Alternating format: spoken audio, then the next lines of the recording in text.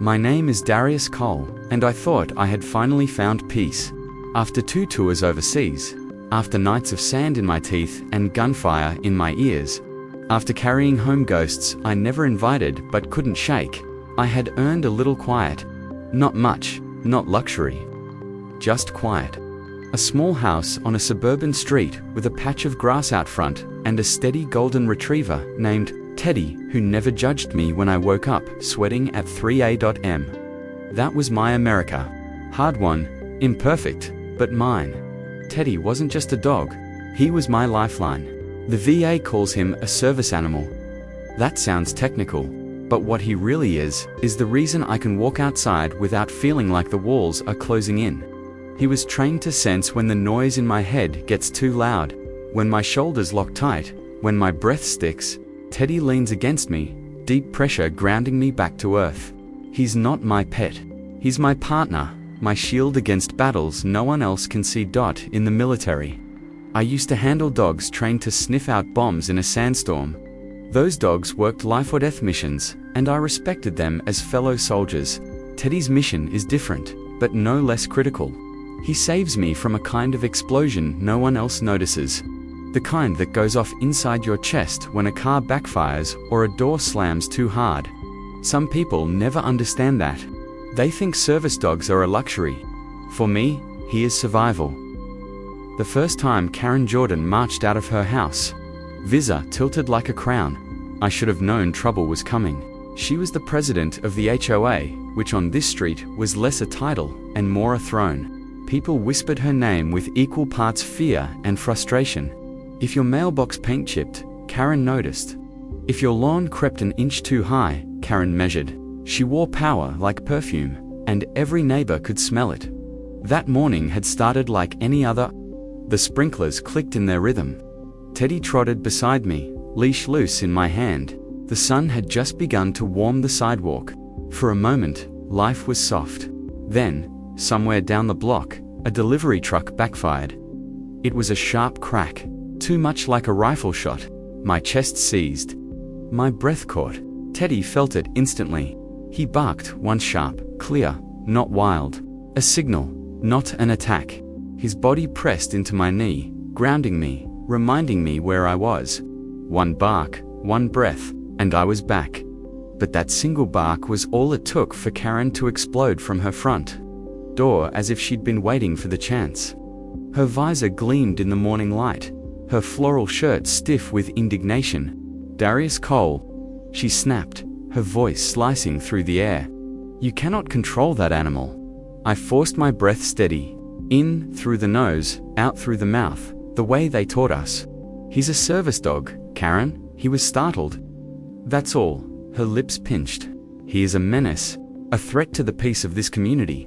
She spoke as if she were delivering a public speech, though the only audience was a couple of neighbors peeking from behind their curtains. Teddy stood calmly at my side, tail low, eyes soft. He barked, maybe twice a week less noise than the chorus of yappy purse dogs on our block, but in Karen's world. The truth bent to her will. We're leaving, I said. I gave Teddy's leash a gentle tug. But Karen wasn't done. She never was. She saw Officer Miller's patrol car crawl down the street, and her face lit with opportunity. She flagged him down, spinning a story faster than I could react. Suddenly, Teddy wasn't a steady companion, but a frothing beast, lunging and snarling. I've seen lies before. I've seen men make up stories to cover fear or failure. But watching her eyes glitter as she described Teddy as a monster, I realized this was different. She didn't just want to win. She wanted to destroy. The officers looked tired, unwilling to referee another neighborhood spat. Miller sighed. It's a dog on a leash. He seems calm now. But Karen wasn't finished. She stepped closer, a small canister in her hand. I didn't even see it until the spray was in the air. A mist that caught the sun before it hit Teddy in the face. The sound he made ripped me apart. A yelp, high and wounded, followed by frantic pawing at his eyes. I dropped to my knees beside him. His eyes were red, streaming tears. The chemical smell was sharp, bitter, with an edge of pepper that seared my throat. My rage surged, hot and dangerous. I stood slowly, every muscle taut. "What did you just do?" My voice came out quiet, too quiet. The officers snapped to attention because they'd seen that kind of quiet before. "It's the voice of a man balancing on the edge of violence." Karen lifted the can like a trophy. "It's perfectly harmless." I was defending myself. "Harmless?" Teddy whimpered, pressing his face into my chest, still trying to rub away the burn. Officer Sanchez shoved a small saline bottle into my hand. "Flush his eyes now," he said. His voice was calm, but his eyes flicked to Karen with unease. "You just assaulted my service dog," I said, never taking my eyes off her. In front of 2 police officers, Miller took the can from her, bagged it as evidence. Later, they would find capsaicin concentrate inside but in that moment, the officers tried to ease the tension, muttering about letting animal control handle it. They told Karen to go home. They told me to take my dog inside, maybe use a different walking route next time. As if my partner's pain was just a scheduling conflict. I knew then this wasn't just an argument. It was a declaration of war. At home, I knelt beside Teddy, flushing his eyes again and again with cool water. He endured it without complaint, though every whimper stabbed at me. I whispered to him, steady words I didn't feel, trying to lend him comfort. But in my chest, despair was already blooming. The next morning, despair solidified into ice. A white county van pulled into my driveway. A man in khaki uniform, clipboard in hand, introduced himself as Officer Ruiz from Animal Control. His eyes avoided mine as he read the complaint. My golden retriever had bitten a child who had been rushed home before police arrived, a child who didn't exist. I wanted to laugh, to scream, to shake the clipboard from his hands. Instead, I said, voice low, "That's impossible. There was no child." But Ruiz only sighed, as if he'd heard it all before. Procedure is procedure. A bite report involving a child requires quarantine. Standard order is 10 days at the county shelter. The county shelter. I'd seen them, concrete floors, endless barking, fear hanging in the air like humidity. Teddy's training would unravel there. His trust would shatter. For him, it would be a death sentence. "No," I said, firm and final. "He's a service animal, task-trained under the AADA. He stays with me." Ruiz hesitated, then flipped a page. "Because of his rabies vaccination and your handler status, you qualify for home quarantine. Conditions apply: no walks, no outside contact, confinement to house and fenced yard." And this sign, he handed me a sheet of bright orange paper. "Dangerous animal" in bold black letters. I stared at it. My home, my refuge, was about to be marked like a plague house. But Ruiz wasn't finished. He pointed to a line on the form. "Because this involves a child, a formal hearing is scheduled. The burden of proof is on you to show your dog isn't dangerous. If the complaint is upheld, standard order is humane euthanasia." Humane, as if there's anything humane about killing a dog for doing his job. Then came the final blow. The complainant has filed for an emergency destruction order, supervisor, review, and magistrate signature. If approved, we'll be back tomorrow to remove the animal. You have 24 hours to submit counter-evidence. 24 hours.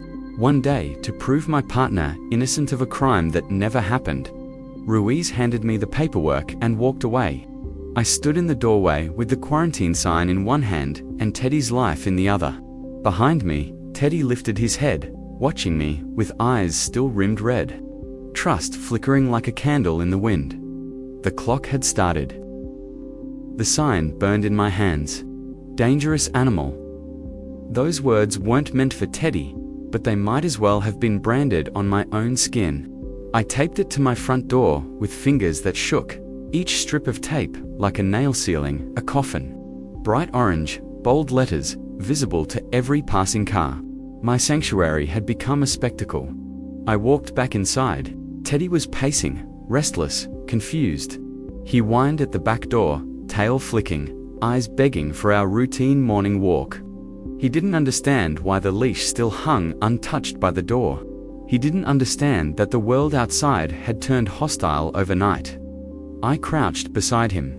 running a hand down his golden fur. "Not today, buddy," I whispered. "They say, you're dangerous now." The words tasted like ash. Teddy pressed his nose into my chest, searching for reassurance. He didn't know that reassurance was something I barely had left. By mid-afternoon, the neighborhood had already shifted. Curtains that once opened to casual waves, now closed tight. Mrs. Gable, who had once offered me roses from her prize-winning garden, kept her eyes on the soil when I passed. The Millers across the street stood on their porch but wouldn't meet my gaze. Even Duke, who had grumbled about property taxes with me a dozen times, looked away when I caught his eye. Fear had spread like mold, silent, creeping, but everywhere. It wasn't just about a dog. I knew that I'd been black long enough to recognize the shift when it came. Teddy wasn't the only one on trial. People were looking at me, measuring whether I fit their version of safe. One bark, one accusation, and suddenly, I was the dangerous one. The quiet veteran who kept his yard neat and his head down had become the man with the menace. At 2 p.m. My phone buzzed, an email notification from the HOA. I opened it, heart pounding. A formal notice stamped with the HOA logo appeared, listing my violations.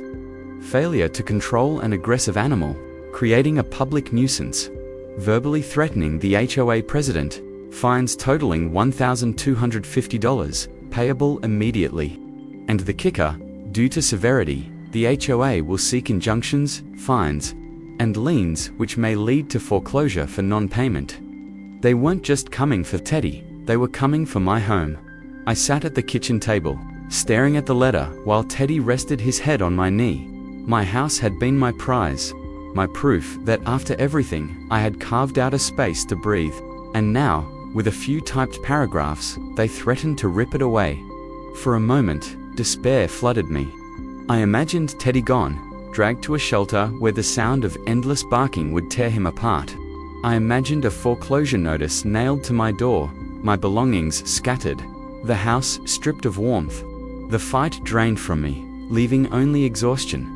But then Teddy nudged my hand, whining softly. He pressed his head into my palm, grounding me just like he always did. I remembered the day we were paired, the trainer telling me, "He'll pull you back when you start to drift." And here he was, pulling me back from the edge again. I looked down at him and made a promise. "We're not giving up. Not this time. Not ever." The soldier in me woke up. I'd been cornered before, and I knew the rule. When you're cornered, you fight smart. First step, evidence.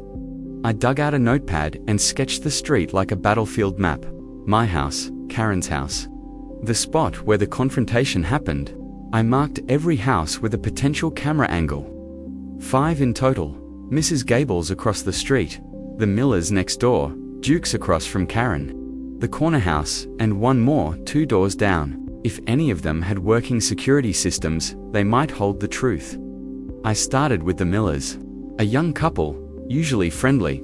I rang the bell and waited, seeing shadows shift behind the peephole.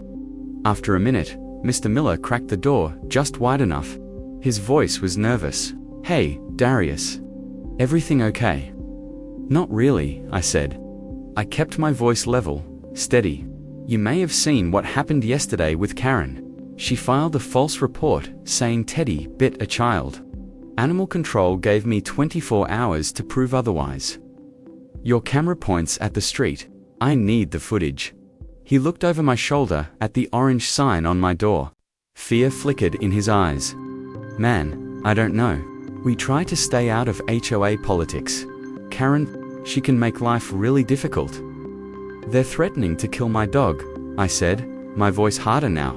"How difficult do you think this is for me?" He swallowed, glanced back inside. "I'll check. But our subscription might have lapsed. It may not have saved." His words were flimsy, excuses that collapsed under their own weight. He closed the door with an apologetic shrug. Next was Mrs. Gable. She opened the door, with her hands still dirty from gardening. "Oh, Darius," she said, her voice soft with pity. "I saw what that awful woman did, spraying Teddy like that. Terrible." Hope surged. "Will you tell that to animal control? Or the police? A statement could save him." Her face fell. Oh, I couldn't. Karen runs the architectural committee. My garden shed isn't quite to code. She's been letting it slide. If I speak up. Her voice trailed off. Fear, again. Fear, stronger than truth. The corner house didn't answer. The renter 2 doors down said their landlord controlled the cameras. Another dead end. Finally, Duke, his camera had the perfect angle.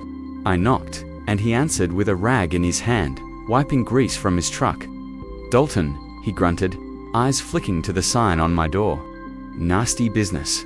I need your help, I said bluntly. Your camera faces her house. It must have captured everything. I need the video. He shifted his weight, eyes darting. Camera's been acting up. On the fritz since yesterday. I looked up at the green status light, blinking steadily. That's not true, Duke. She got to you, didn't she? What did she promise? Overlook the oil stain. Approve the satellite dish.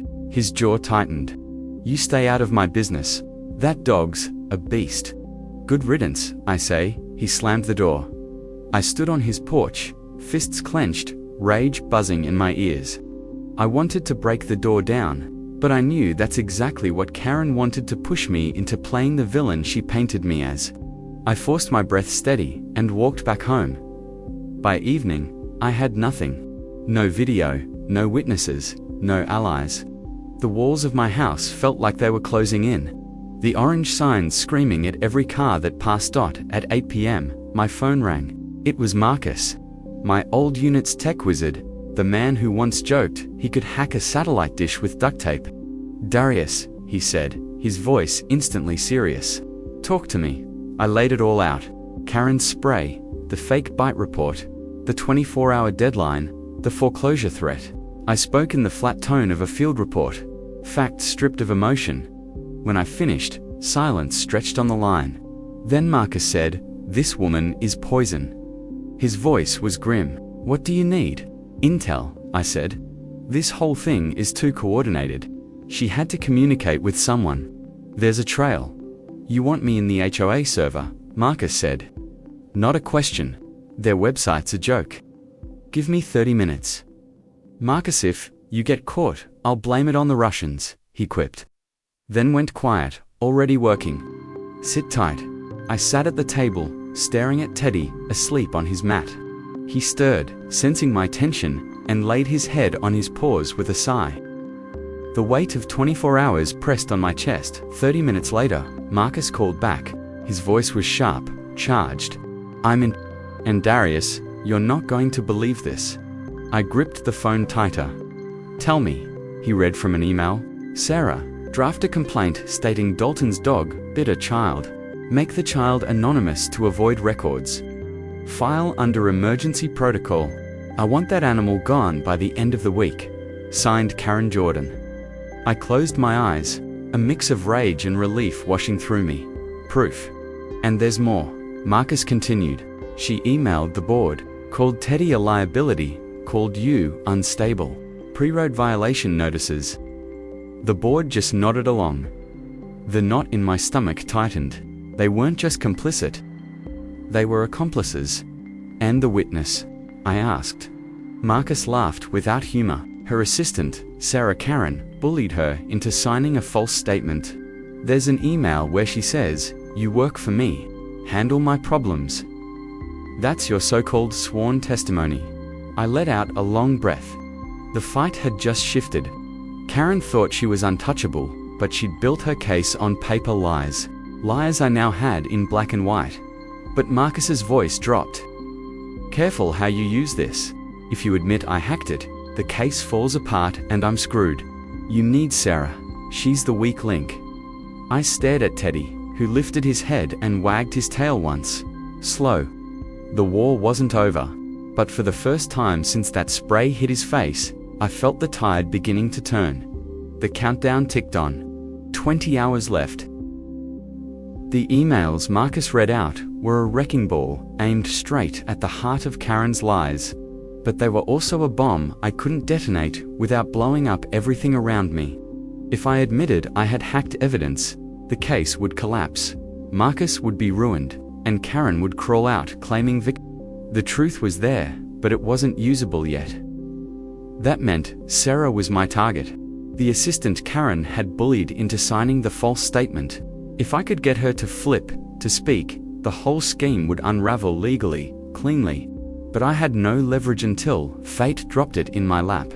It was early morning when I saw her. Karen had left in her SUV, and a younger woman pulled up in a sedan. She let herself into Karen's house with a key. A few minutes later, she came out with a little white dog on a leash. I'd seen them before, Sarah and her bitch-on, Alfie. She was on the phone, shoulders hunched, her voice sharp with stress. I couldn't hear much, but I caught one sentence as she paced toward the curb. I told her it wasn't true. Then it happened.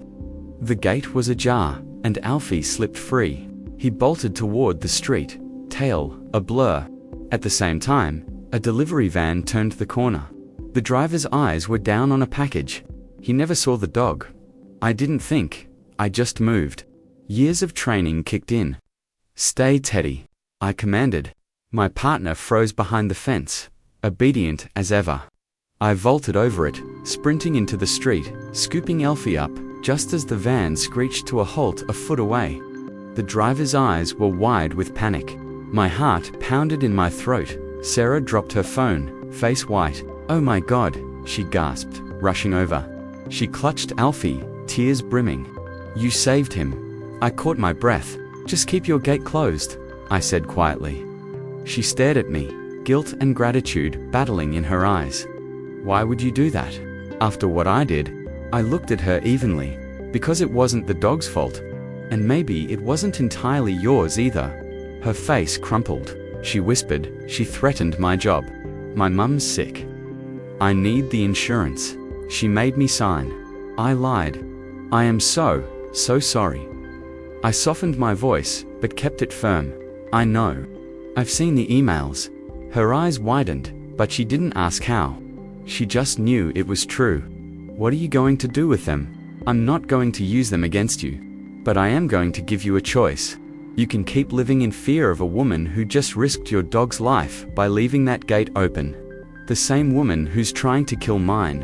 Or you can tell the truth. You can help me stop her. Not just for me and Teddy, for yourself." She held Alfie tighter, trembling. Then she took a shuddering breath and nodded. "Okay, what do we do?" Relief broke over me like a wave. For the first time in days, I felt the world tilt back in my favor. We formed a plan. That night, the HOA had called an emergency meeting to discuss community safety.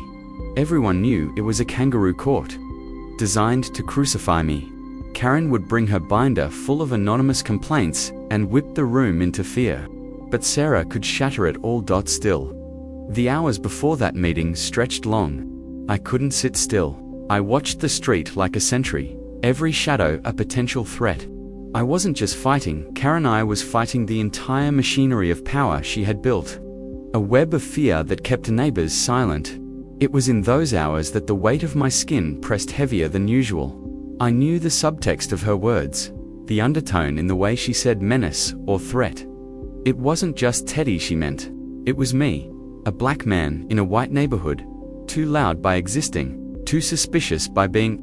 One bark, and suddenly, I was the dangerous one. I thought of every time I'd walked down that street with Teddy at my side and noticed curtains twitching. Every time a car slowed just a little too much as it passed me. Every smile that felt forced, brittle, tested.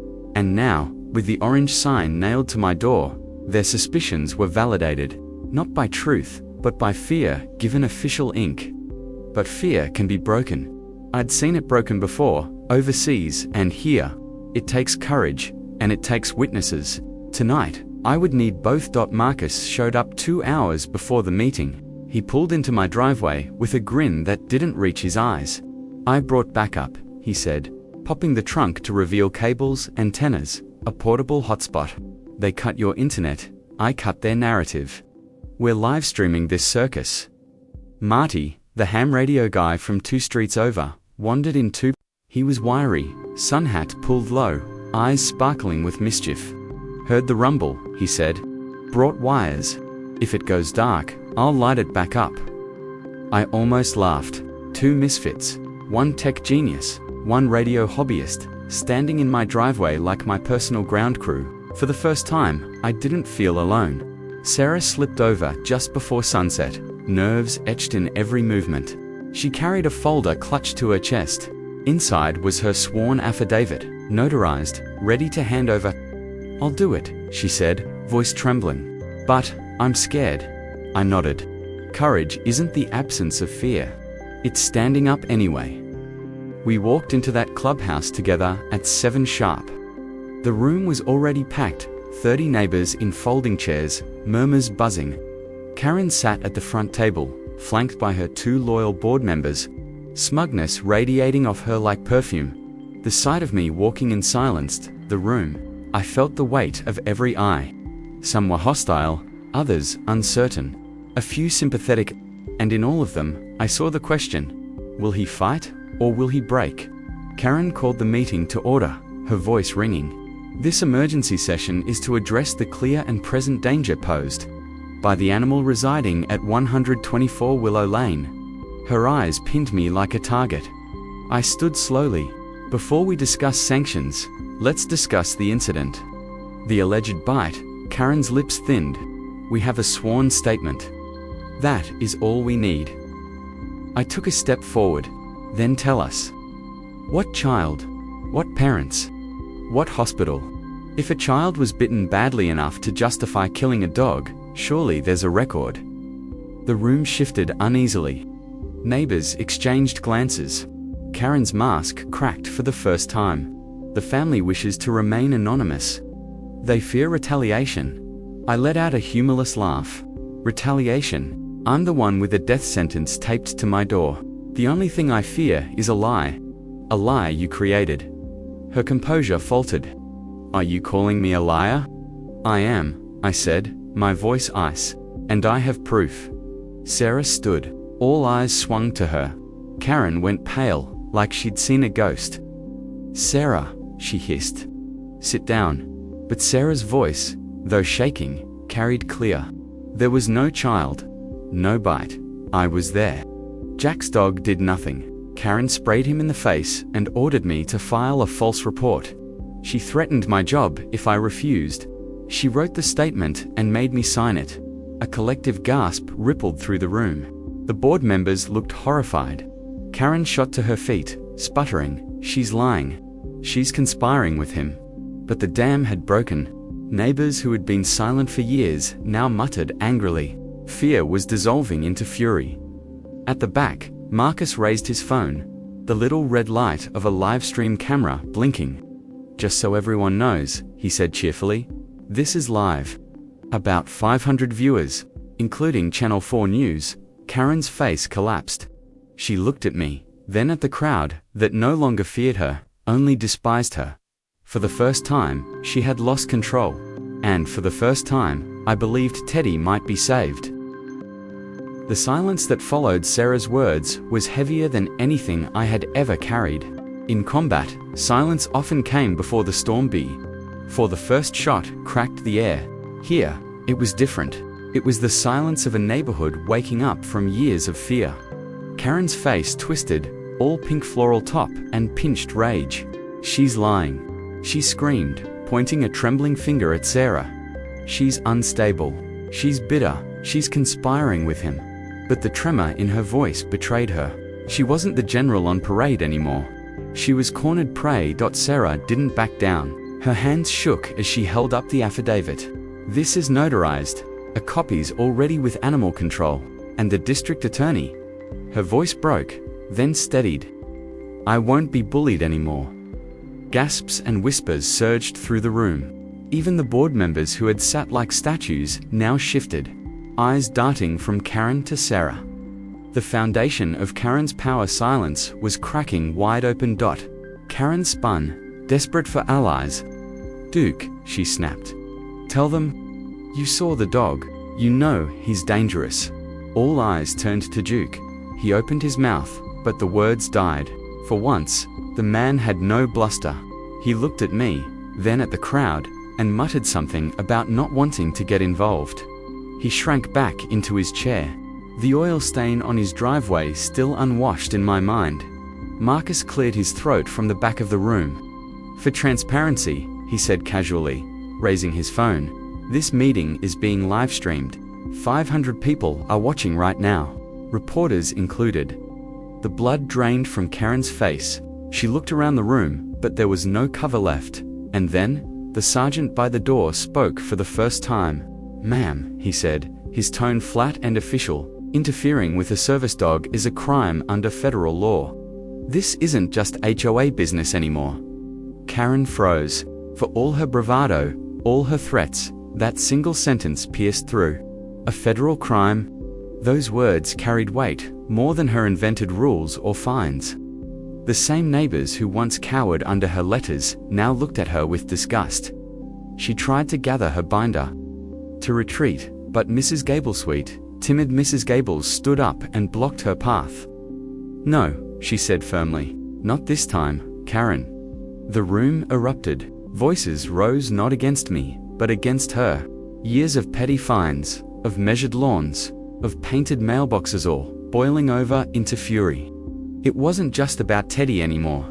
It was about every time Karen had ruled by fear. I stood still, heart pounding, watching it unfold. Part of me wanted to shout, to demand justice right there. But another part knew this wasn't my victory to seize. It was the community's awakening, and it needed to be theirs. Karen sputtered, face crimson, binder clutched like a shield. "You're all making a mistake," she hissed. "This man is dangerous. His dog is dangerous. I was protecting you." But no one was listening. The sergeant stepped forward, confiscating her binder. "Ma'am, we'll be taking this as evidence." She tried to protest, but the words tangled in her throat. The livestream camera caught it all. The panic. The unraveling of the woman who had terrorized her block. I looked at Sarah. She was trembling, but her chin was high. She had chosen courage over fear, and in doing so, she had cracked the dam wide open. When the meeting adjourned, the room didn't scatter the way it usually did. Neighbors gathered in clusters, voices buzzing with energy. Some came to me, tentative, offering apologies.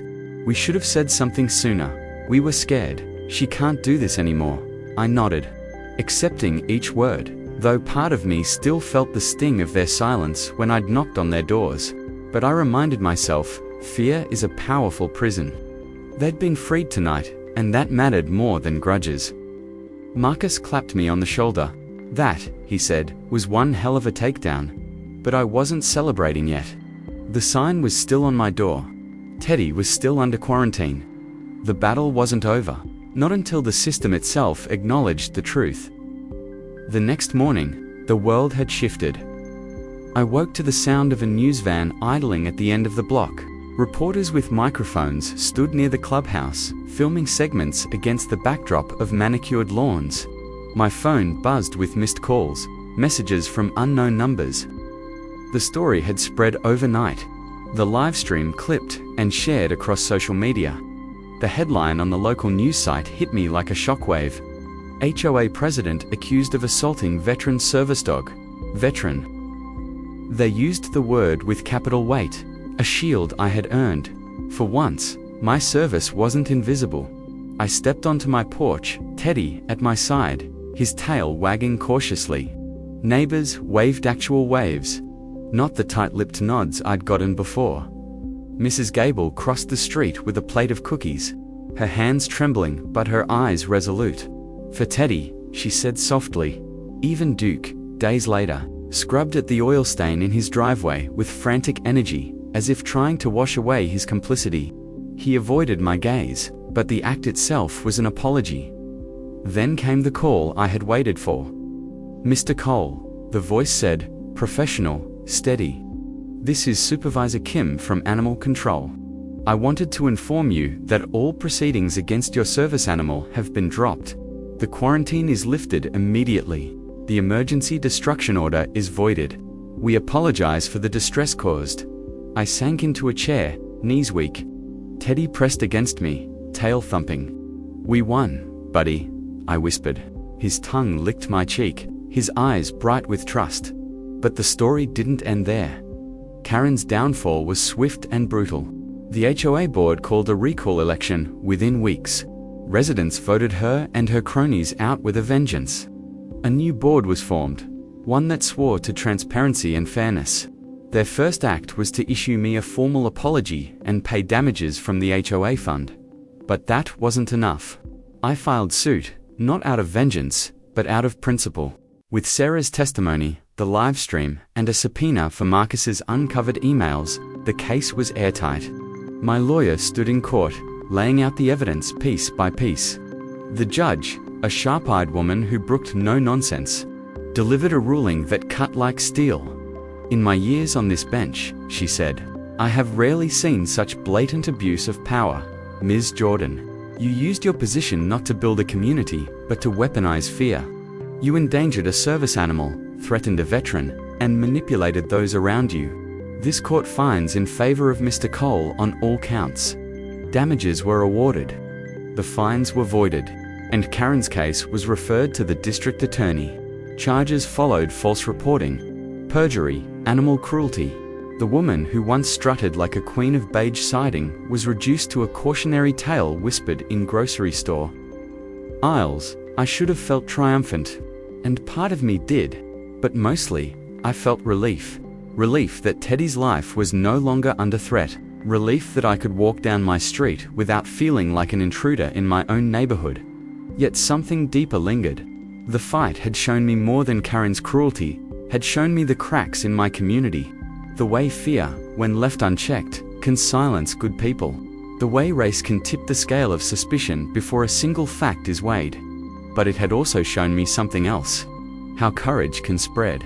How one woman's decision to tell the truth, one neighbor's choice to block a tyrant's path, one man's determination to protect his dog could ripple outward.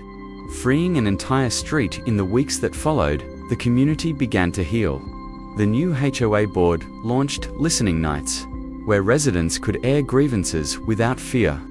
They invited a local disability rights group to hold a workshop on service animals, educating everyone about their role. And at my request, they established a new policy. Any dispute involving a service animal had to be reviewed by an independent mediator before enforcement. It wasn't perfect, nothing ever is, but it was a start. And then, one Saturday morning, the neighborhood gathered at the small park at the end of our block. The mayor stood at a podium, news cameras flashing. I sat on a bench with Teddy at my feet, his head resting on my knee. The mayor spoke about loyalty, about courage, about quiet acts that change lives. And then she slipped a ribbon over Teddy's neck, a medal glinting in the sun. The city's civilian service medal. The crowd cheered. Kids clapped. Marty lifted his radio and announced, "Mission complete." Requesting belly rubs. Laughter rippled through the park.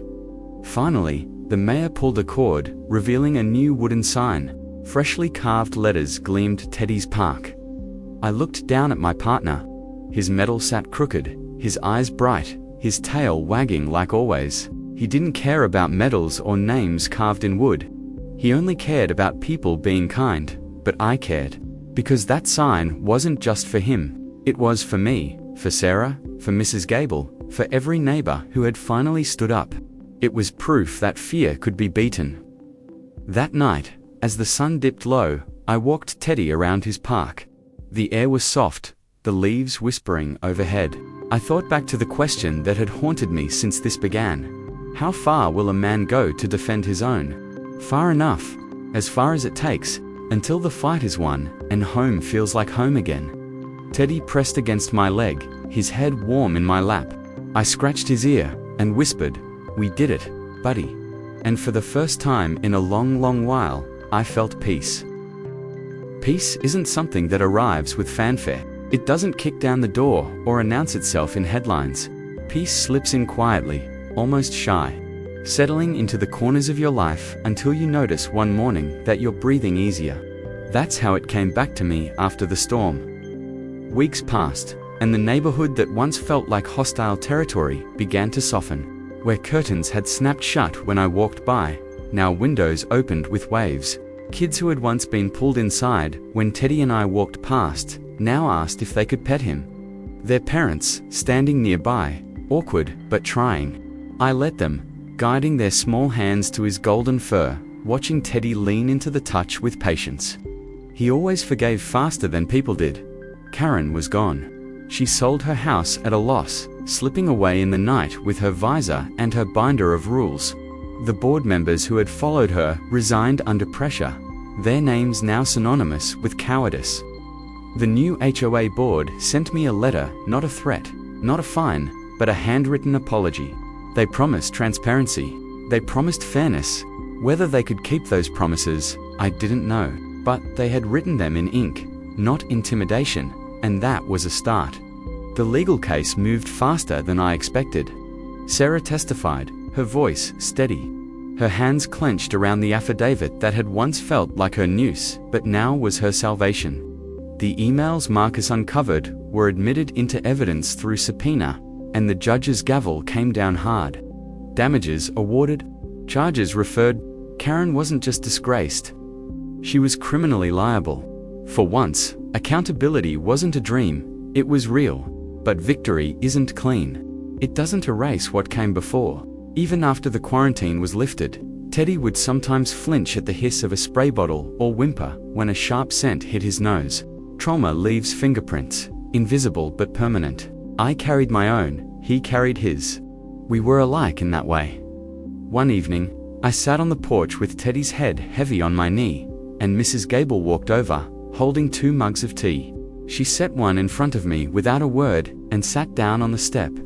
For a long time, we just listened to the cicadas humming in the twilight. Finally, she said, "I should have spoken sooner. I should have stood with you." I looked at her, saw the shame in her eyes, the guilt etched into her wrinkles. "Fear keeps people quiet," I said. "But courage can come later too." Her eyes filled with tears. "You saved us as much as you saved Teddy. You broke the spell she had over all of us." I didn't know what to say to that. I'd never thought of myself as a savior. I was just a man trying to keep his dog alive. But maybe sometimes that's how change starts, not with a crusade, but with someone refusing to lose what they love. Marcus came by often after that. He'd sit at my kitchen table, tapping on his laptop while Teddy dozed at our feet. "You know," he said once, smirking, "if you ever get tired of suburbia, I could use a partner in my line of work. You're already halfway to a vigilante." I laughed, shaking my head. "I've fought enough battles, maybe, but you're good at it." He wasn't wrong. The fight had sharpened me, pulled me back into the soldier's mindset I thought I'd left behind. But it had also reminded me why I'd left that constant state of readiness, of always scanning the horizon for the next threat. I didn't want to live like that forever.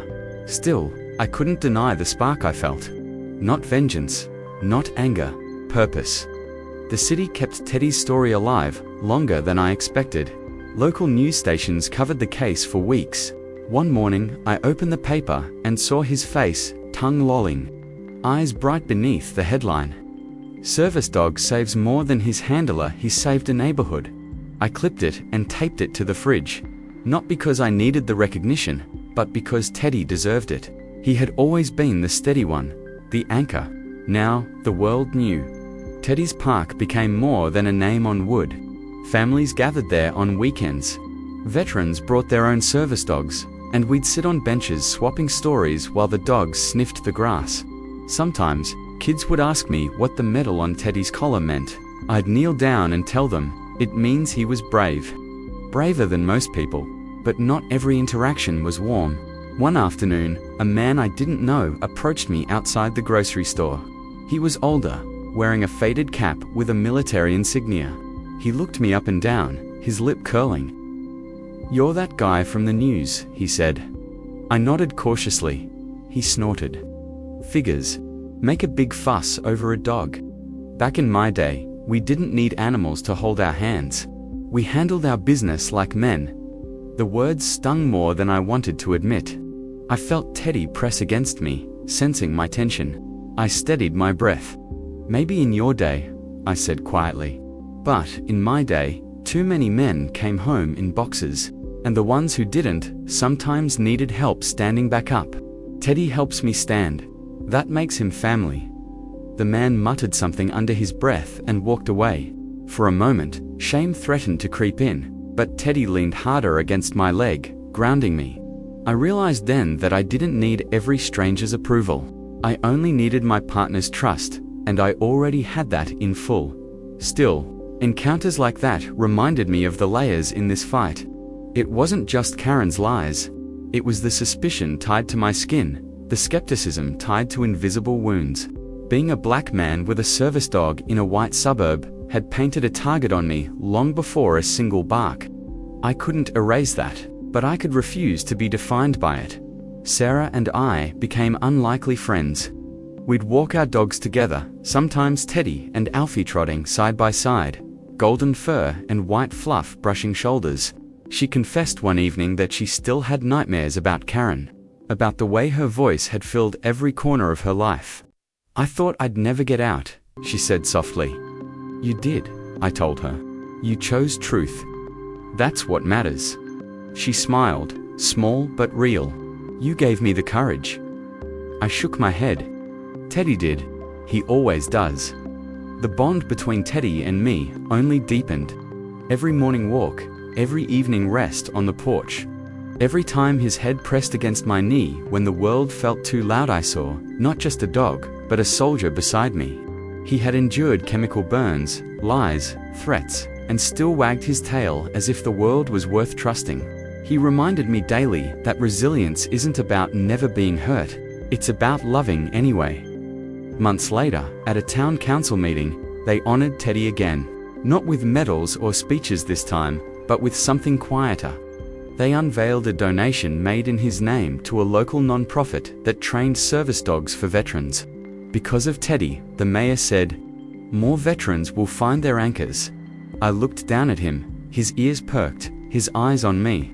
"You're multiplying, buddy," I whispered, smiling through tears. As life returned to a new normal, I realized something had shifted inside me too. I wasn't just surviving anymore, I was living. I was part of a community that, though fractured, had chosen to heal. I was connected to people who had once been strangers, now bound by a shared stand against fear. And when I thought back to those long 24 hours, the countdown that had felt like a noose tightening, I realized that maybe it had been a test, not just of my will, but of what one man and one dog could ignite.